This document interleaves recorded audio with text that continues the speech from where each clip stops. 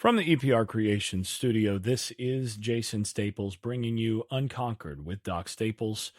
As always, this podcast brought to you by EPR Creations, bringing you the best of internet marketing and website development for an affordable price. By Luis Marquez of Momentum Realty in Jacksonville, Florida. Shenandoah Real Estate in the Research Triangle of North Carolina. Garage Makeovers, the number one garage remodeling company in South Florida, and by Justin Galloway of Benchmark Mortgage, serving Florida, Tennessee, and Kentucky.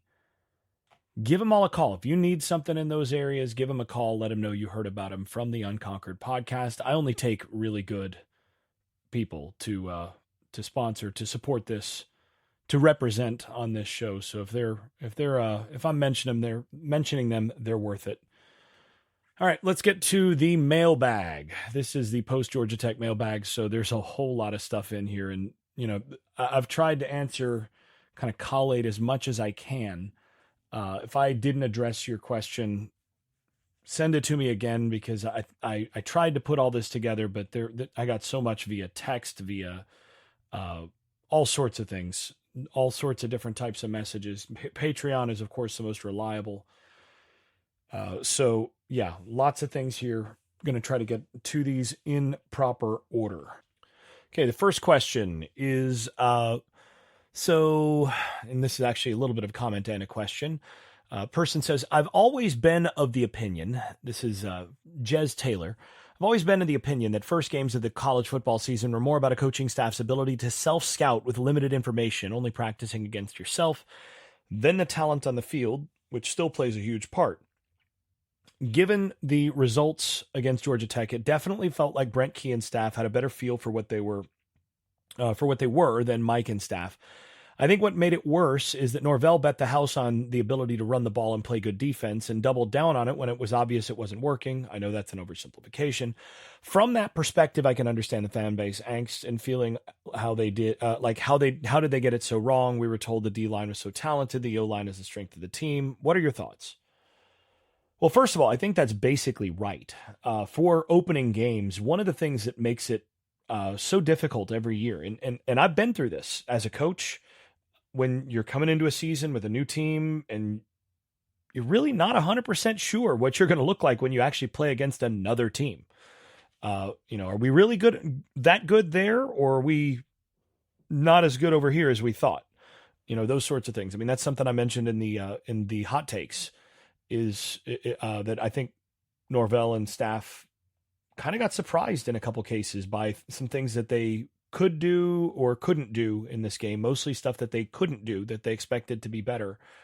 And yeah, I think that's a big factor in any game won. So to me, and the end of this is the key here, and I guess it's no pun intended, but you mentioned that Brent Key and staff seem to have a better feel for what they were than Norvell and staff. And I think the main difference there is that Georgia Tech returned basically everybody on offense.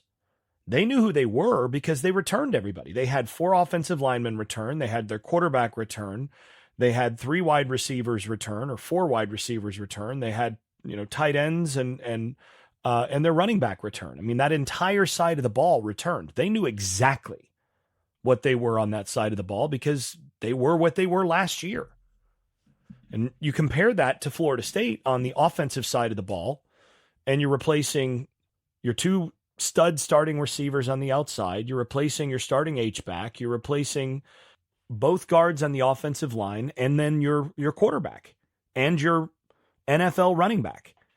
So yeah, I mean, it's one of those things where when you're replacing that entire set of talent, essentially all of your skill talent, quarterback, receivers, H-back, and running back, you're replacing all of those guys with new guys. And not just that, your quarterback is a transfer in. So he's not a guy that you've had a chance to work with for years, and you have a really good sense of what he's going to look like in your offense and all of that, from even spot duty. And two of the 3 receivers you're starting are transfer receivers. You're starting a transfer running back. and you've got two new guards, one of whom is a transfer in, and then half of one is a transfer in. There's a lot more moving parts on the Florida State side of this that, yeah, I mean, you don't know who you are as much when you have to replace all that much personnel. And on the defensive side, again, Georgia Tech returned most of what they had last year. And pretty much all the good players they had from last year. So, they got a returning player at middle linebacker who had really come on late last year. And where they didn't have guys that they felt comfortable with in returning, that's where they did fill some gaps through the transfer portal. I mean, I mentioned it in the preview. In the secondary, they'd done that. And those guys panned out, but they're plugging one or two guys in here as opposed to wholesale changes. Florida State lost 7 guys on their defensive front 6. That's a lot. So, you've seen Darrell Jackson in practice for over a year, but he hasn't played in a game for you. You've seen Marvin Jones Jr. in practice, but that's it. DJ Lundy's been there for a while, but he hasn't been in that role. Third down type situation, you haven't seen him out there in that. So there are a lot of different moving pieces there where, if you're Mike Norvell and you're the Florida State coaching staff, you've got less information to go on than what Brent Key and Georgia Tech had. And I think that was an enormous part of this football game. I mean, I think, especially with it only being 7 drives, I think they were learning on the fly about what can we expect from this group? What can these guys do together? I also think, they got a little bit of a lesson in terms of what the receivers, for example, couldn't do as blockers. I mean, that came up in this game. So there were a host of things that they just didn't know. And you can't really know as much until you get guys into game situations. You need to have really good scrimmages to work with these guys to know what you have. But I'm not sure how good their scrimmages were this camp. And even there, the indications were that certain things were not very good early in camp and then started coming on at the end. But how much do you trust that? So, yeah, I mean, I think I just think Key and the Georgia Tech staff, they had a better sense of what they were working with because they had a bunch of guys returning. Now, by the way, for this week's Boston College team, that's very different because now you're dealing with, instead of a second-year coaching staff working with a bunch of returnees, you've got a first-year coaching staff with a whole lot less talent. And, nobody's returning. First-year coaching staffs, you really do not know what you have. You can go off of old film to some degree, but you don't know what they look like in your system. So very different situation here coming up in week 1 for game 2. All right, next question. This is from Dom. Was thinking about the stats you mentioned with Verse on and off the field last year. That showed up today. This was sent game day. That showed up against Georgia Tech in a big way. Wonder if they will use Lola more and possibly kick even Durojai back outside on running and neutral downs. Peyton is not up to the task. I do agree that Peyton struggled against the run, and they took advantage of it. He got his butt kicked more than once, and a couple times by a tight end. Now, listen, that number 85 for Georgia Tech, he earned himself some money in this game. I mean, I think some NFL folks will notice the way that he blocked in this game. If he can show it himself to be even a halfway decent receiving option, he's going to have some interest there just because of his ability as a blocker. All right, next one from Joe. Would it be fair to say that if DJ hits Douglas for a touchdown and then Cam makes that catch that he dropped, we might be having a very different reaction to this game? I mean, I know it would change the score, obviously, but from a game plan perspective, do those plays force Georgia Tech not to be as aggressive at stopping the run? I think the answer there is an obvious yes. look, you hit even just the Douglas play for a touchdown, and you probably win this football game. And you win close here, and you walk out and you go, whew, that was a tougher Georgia Tech team than maybe folks expected. But, you came out, you got, kind of physically handled in certain areas. It's probably good for you as a team, but, you still escaped. Okay, move on. That, learn your lessons and move on. Instead, you lose a game on a last-second kick, and it sticks in your craw a bit more. And I think that's one of the reasons why it's important not to overreact to this game. Look, I did say in my preview that, my win totals came out to about 9.5, but for a veteran team, that I'd bump that maybe to more likely 11 wins. I think with this loss, that says 10-2 to 9-3 is definitely more likely, and maybe 9-3 is more likely after this. But, this was not out of the question. This was not beyond the pale for what we expected from this team. They just didn't pull out the game on the margin. They kind of lost one that they could have won and should have won, but the team that executed better and deserved to won the game. And so, yeah, you feel very different about that if you walk away, unscathed, but you're still no better a football team really than even if you make those one or both of those plays, you're actually not any better of a football team for having made them. You just have a better record and you feel a lot better about yourself. So, yeah, this is why it's important to focus on the process rather than on just the results, because the results can be deceptive sometimes, especially in games that are, so few drives and decided in the margins. All right, next one's from James. Georgia Tech seemed to bully Florida State a little bit. I saw a clip of our defensive end, number 11, getting whipped by their tight end. They were sure tackling, and we made very few clean first opportunity tackles. I know most teams just thud in practice these days, some of which is NCAA mandated, some just trying not to get injuries in a long season. Is it possible that they did more live tackling and hitting in general than we did?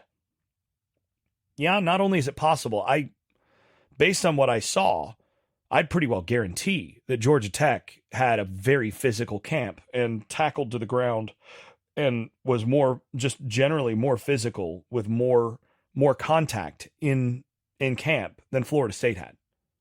I would guarantee it. I mean, if it's not a 100% thing, it's 99% maybe. And I think part of that's a function that Georgia Tech came into this game ready for war. Florida State came into this game and I think this is one place where, going even back to the Jacksonville State debacle a few years ago, and then this one and some of the similarities there, and you look at last year as well, and one of the things that they did so well last year was load manage, which meant that in certain cases they didn't finish teams or blow teams out quite as much as they might have if they'd just played their best players all the time and kept the foot on the gas all the time. But Norvell and company had a great plan for ensuring that they were in position to compete at the end of the year. And they took the view that it's a long season and, winning by an extra 10 points here is not going to really matter as much as making sure that you win all your games. Now, it turns out neither one would have mattered for that team, but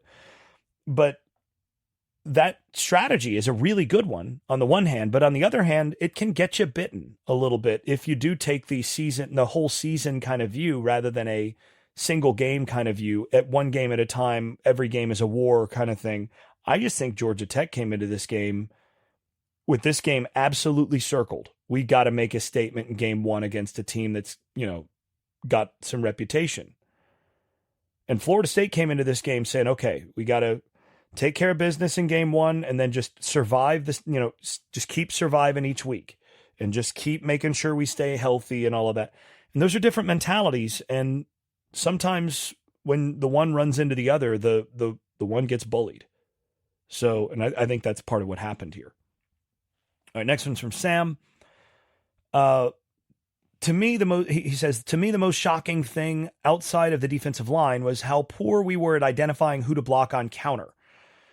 I also assumed they would be running way more inside. I assumed they would be running way more inside zone and duo. It was incredibly surprising to me to see them pulling these huge guards and they had no idea who to block or couldn't get to their spot. My question to you is, how does this happen? Counter is the bread and butter. How does the staff go through all of spring without these warts popping up? Do you think their point about not being, do you think your point about not being physical enough in practice is part of the reason why? So answer to the last bit is I do think that's probably a factor. I don't know why anybody would have expected this team to run a lot of duo. Now, I think actually the offensive line is well equipped to run duo because of the size of the guards and the tackles.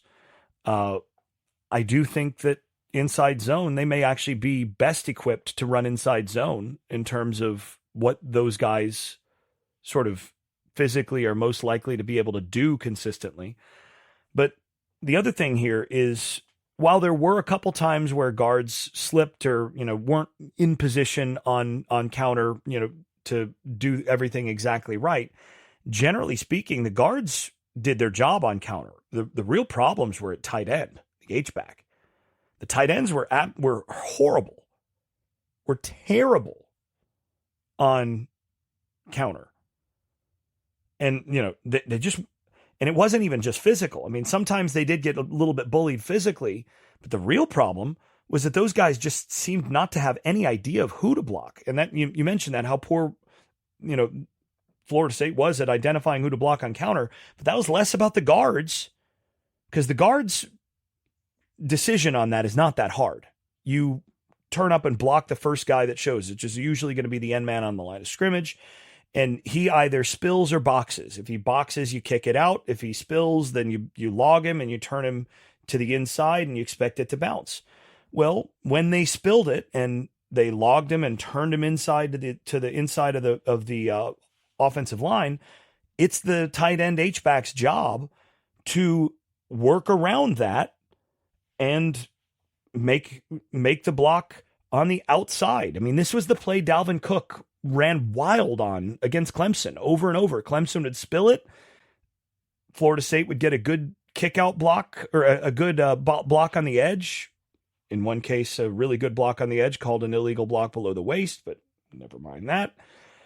And then Dalvin Cook would be off and running on the edge. And I know they coach this. So I'm as baffled as anybody on why they just could not read it. I mean, this is something you rep every day, multiple times. So, maybe not being physical enough in practice, maybe not doing enough live practice of this, at full speed was a problem. One versus one, good versus good, letting your tight ends face that in an inside run drill type thing to make sure that they're reading it correctly. I don't know, but I mean, geez, this was happening with guys who've been in the program for Morlock. This is his second year in the program. You had Courtney. He's been in the program, 3 years? You had Jackson West, who's been in the program 3+ years. These are guys that should know how to do this. They've repped it over and over and over again, and they just short-circuited. I don't know how that happens. I really have no idea how that happens. And that's something where they're going to have to figure out. I mean, if they're going to run a lot of counter, they're going to have to figure out whether or not, what personnel can actually do it. What personnel can actually read that? Because Kyle Morlock at this point has not shown me he can do it. So do you go 2 backs and have one of the backs in that kind of H-back position?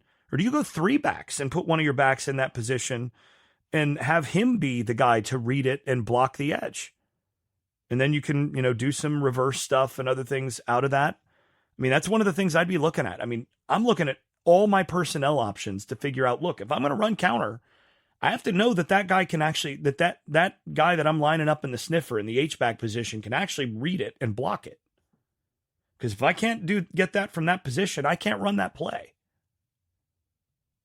So, from what I saw, Cam Davis is a guy that can make that block. So maybe you line him up there if he's not at running back. But you got to figure that out. I don't know what the reasoning was, but boy, it was bad. Okay, moving to the next questions, and some of these are asked more than once, so I'm just gonna go with them. with these wordings. So first one, if we're just going to go with that same game plan as against Georgia Tech, just dink and dunk the ball down the field, why not just play Brock Glenn? Well, that's an interesting question. I think there's some truth to that. If you get further into the season and you can't do more than that in the passing game with DJ Uiagalelei, you probably do make the switch at some point. But I think you brought him in because you expect more out of him than what you got in that game. And you expect him to be able to grow during the season and give you more than what you would get from Brock Glenn. You expect him to hit a couple of those downfield throws. You expect him to be able to do some things with his legs and really bridge to Brock Glenn. But if you're really that limited in the passing game, well, you have to make some decisions. Now, the place where that is not the same, the place where you say, no, I'm going to stick with it even though the passing game is that limited, has to do with protecting the football. The one thing that DJ Uiagalelei did not do in this game is put the ball in jeopardy. He didn't make any bad decisions in the sense of putting the ball in danger. If anything, he overprotected it a little bit. Should have taken a couple of dig routes, of basic routes that were there for the taking, but maybe he was not quite as ready to let it fly over the middle. Don't know. But, if you feel like you can beat teams kind of Michigan style, Michigan playing last year where, there are times where they didn't throw the football once in the second half kind of thing. If you're going to do that and you've got a quarterback that's just not going to turn it over and is going to continue to just play conservative but smart, then maybe you do stick with DJU. I think it's too early to pull the trigger on anything of the sort at this point.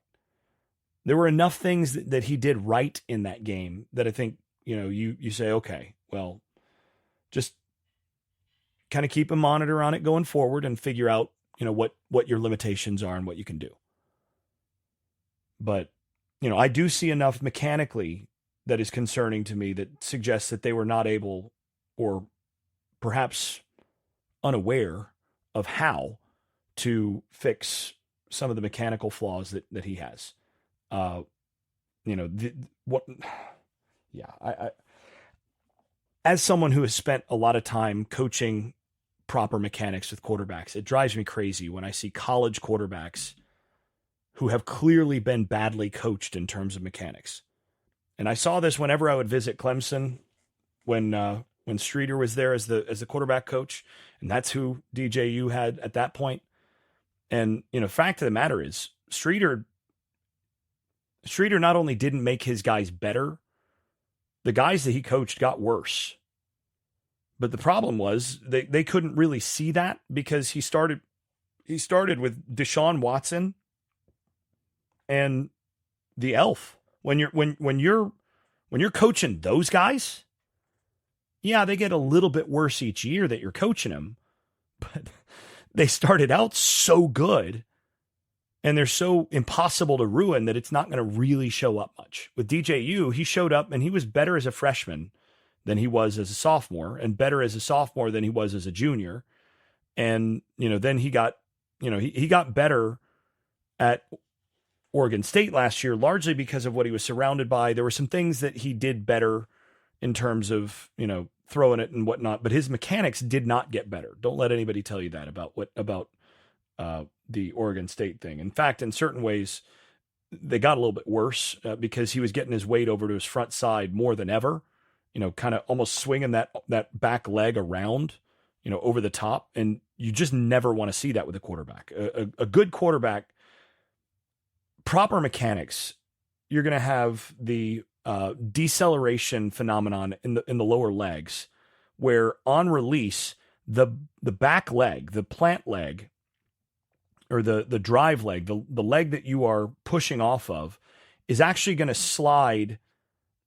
If anything, it's going to slide backwards, so behind the body, the same way that it does with a baseball swing or whatever. When you turn on that baseball swing, that back leg actually wants to go slide out back, not go forward over, sort of sliding over, stepping over the front foot. It's hard to explain this on radio, but DJ has been doing that where he, kind of steps through with that back leg, which tells you that he is not torquing with his hips and his core at all. It's all arm and all, sort of body weight. And that's a recipe for inconsistent accuracy. I would love to get my hands on him as a thrower, even just before before pre-draft training, because I'm convinced that if it was possible to fix his mechanics, the tools are there for him to be much more accurate. But that lack of torque through his upper body, the hope was that was going to be fixed some on arrival at Florida State. I don't think they've managed to do that.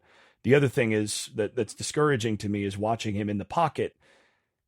I'm very much opposed to feet chattering or pitter pattering in the pocket, or a quarterback bouncing in the pocket. You never want to see a quarterback bounce in the pocket.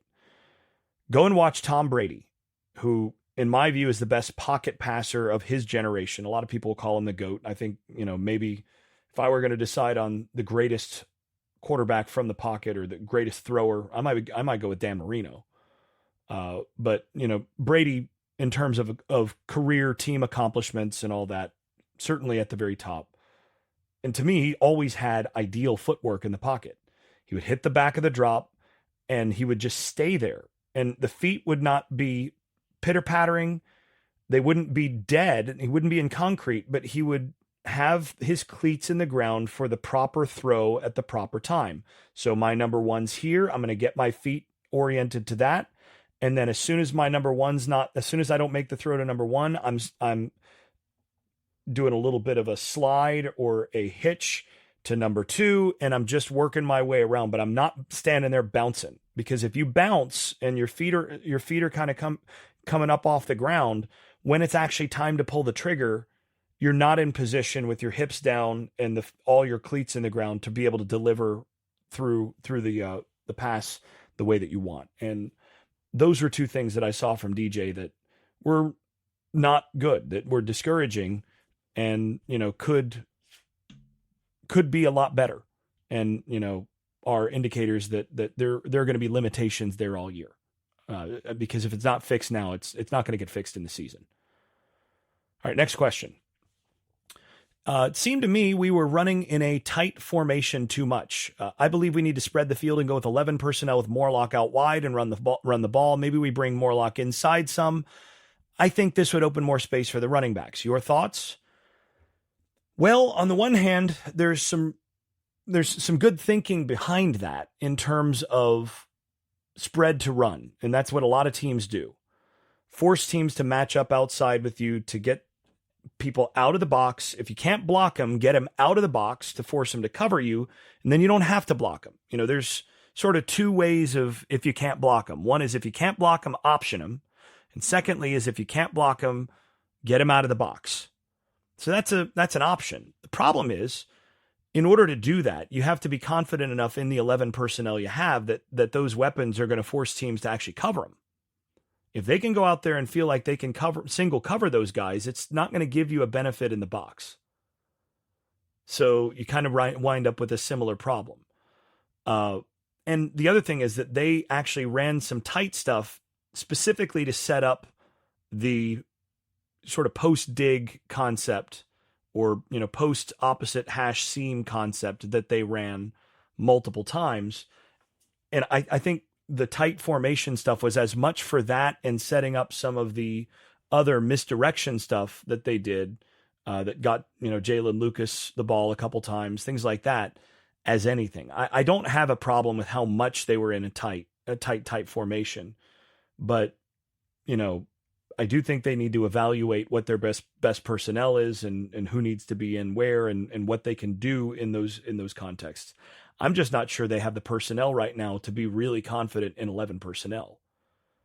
Now, maybe you're right. I mean, I don't think they have the personnel to consistently go two tights.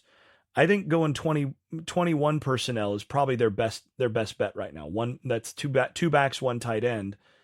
And I think in some cases, even 31 personnel, three backs, one tight end might be their best bet. Or 30 personnel, three backs, no tight ends, two wide receivers. I think in some cases, that's their best bet. You put your best players on the field, and your best 11 might be three running backs, two of whom you line up at wide receiver, half the time, and, two wide receivers. And you play Morlock and the tight ends less, maybe. I mean, I think you need to be evaluating what your best options are in terms of your best personnel. And, I don't think they really know yet. But one thing I can trust Norvell to do well is to be creative to get his best personnel on the field. I don't think we're going to see him just stick with specific personnel just because it's, we got to have a tight end on the field, or we got to have, this on the field. He'll make it work. He'll find a way. If he has to play four running backs and line three of them up at wide receiver, we'll see it. Now, in terms of personnel, I do actually want to bring something up here. Watching the film multiple times after the game, one of the things that stood out to me is they've got to figure out the wide receiver position just in terms of the mix of receivers that they've got on the field. And, I understand that Jaylen Brown has probably been one of your top three wide receivers to date, and he deserves to be up on the depth chart there. But you also have to consider the mix of players that are on the field. And I've talked about this on this podcast before. I mean, one of the things that I mentioned about Clemson a few years ago was that I felt Clemson had recruited too many of the same wide receiver. And, if you have three outside wide receivers on the field and one of them's playing the slot, you're not going to be as good as if you have two outside wide receivers in a slot. Or if you just recruit two really tall striders on the outside, but you don't have a burner out there, that can be a problem. At some point, you've got to have the balance of bodies that force teams to cover you a little bit differently at different positions. And also in terms of blocking, you get different options. And one of the things that stood out to me is neither Jaylen Brown nor Malik Benson really handled themselves all that well as blockers. Benson got thrown around a couple times. Brown really didn't impress me. I mean, there was some effort there, but he's 175 pounds. And one of the things that stood out, and you put those two guys, or Ja'Kai Douglas out there, who's 190 pounds as well. I mean, if you give him, maybe spot him 5 pounds and he gets there. One of the problems that I saw is that they were so small at wide receiver that they were not able to block on the edge. And when they did go tight, having those smaller guys in tight made those tight formations in the running game a little bit less effective than they were last year. Because last year when you went tight, you had Keon and Johnny in there, who might as well be tight ends in terms of how they blocked. So you could do things with those guys that you can't really do if you've got, both Benson and Jaylen Brown on the field, or Benson, Brown, and Ja'Kai Douglas, or any combination of those three. So, I think you have to consider whether or not you need Poitier out there or Darian Williamson out there at one of the wide receiver positions, just to have another bigger body out there and mix those guys with Ben. I think Benson and Jaylen Brown really are the same position. Those are two guys in this offense. They don't have a 9 guy out there right now. And I don't think Malik Benson is a natural 9. So that's your X position in, traditional numberings or traditional nomenclature. Ideally Hakeem Williams is that guy. But, he's been banged up and, has not been consistent enough. But if Hakeem can come back and become a little bit more consistent and earn the trust and earn that position, now you change as an offense because you've got a different kind of body out there that can be more of a contested catch guy, can be a big body as a blocker when you want to bring him in. There's some more stuff you can do with him in that respect. And to me, right now, they've got two Z wide receivers, or number two as two position wide receivers, which is that Z position traditionally out there. one of whom is lined up at 9. And, that's not ideal. So they're going to have to figure that part out.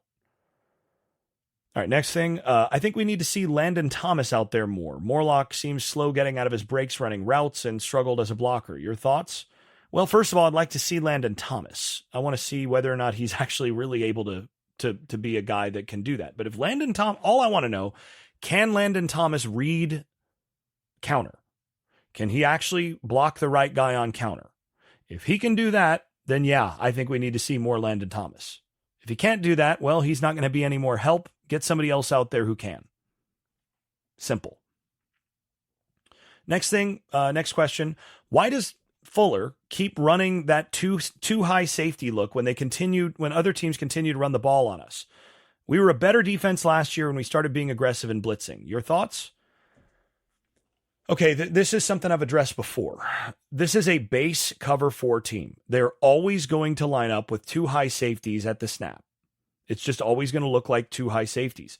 Georgia Tech did the same thing. They were a base cover 4 team as well.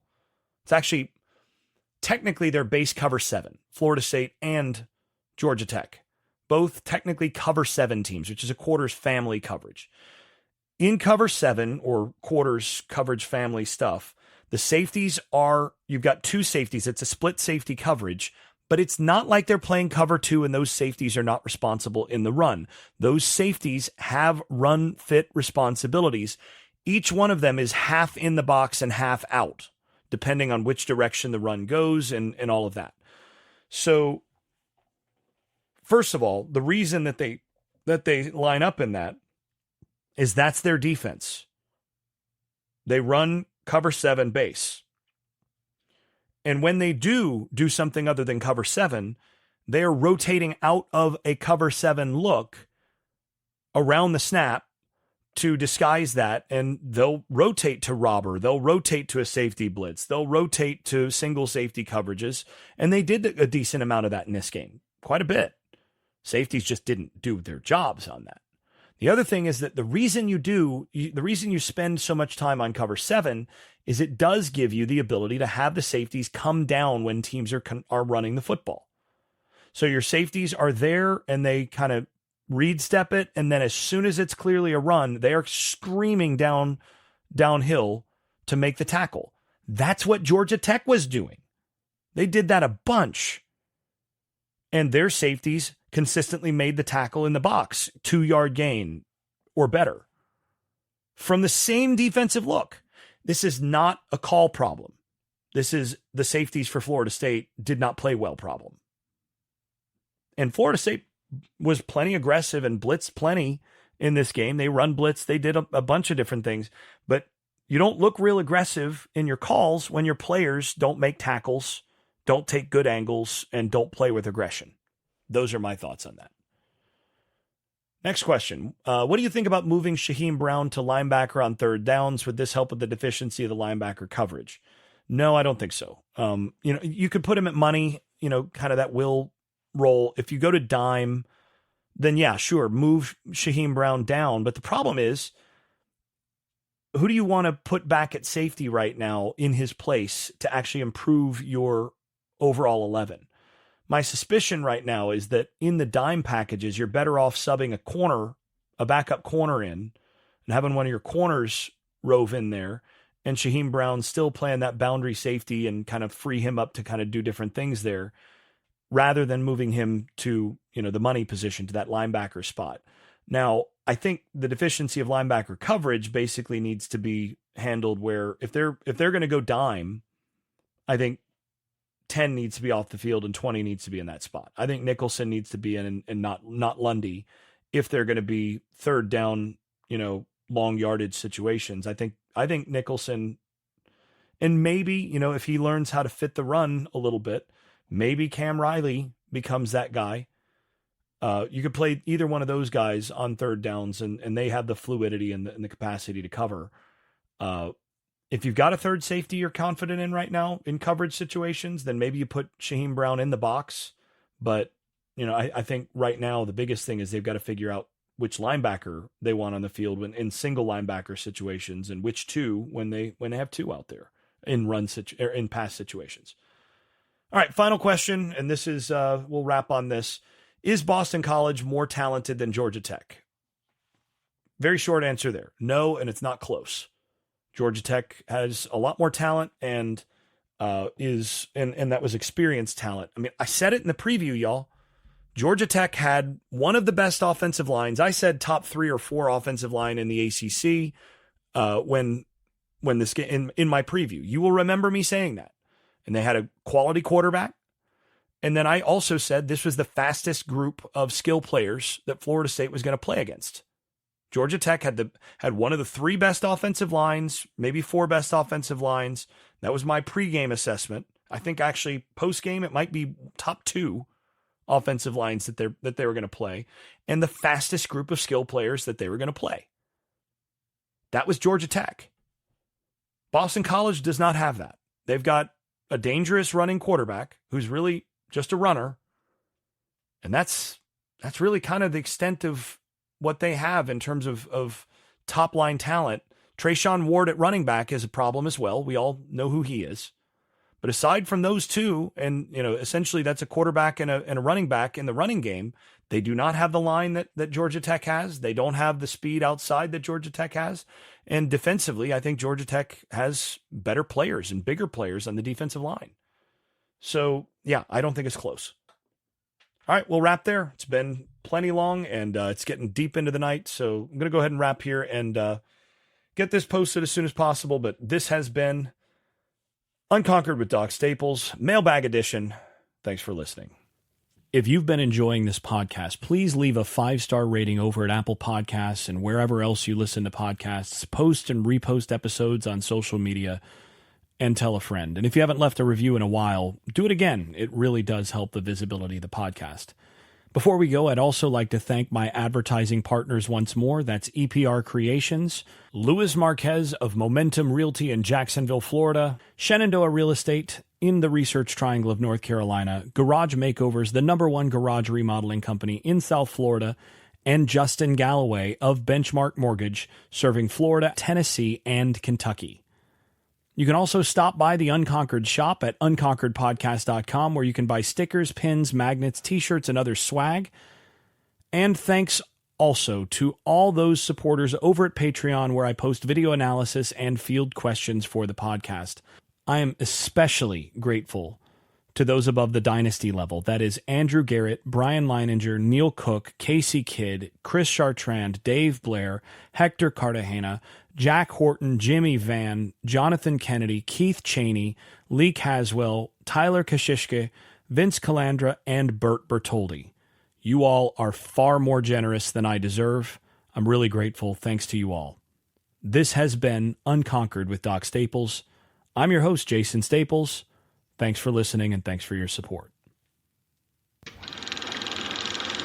I made this.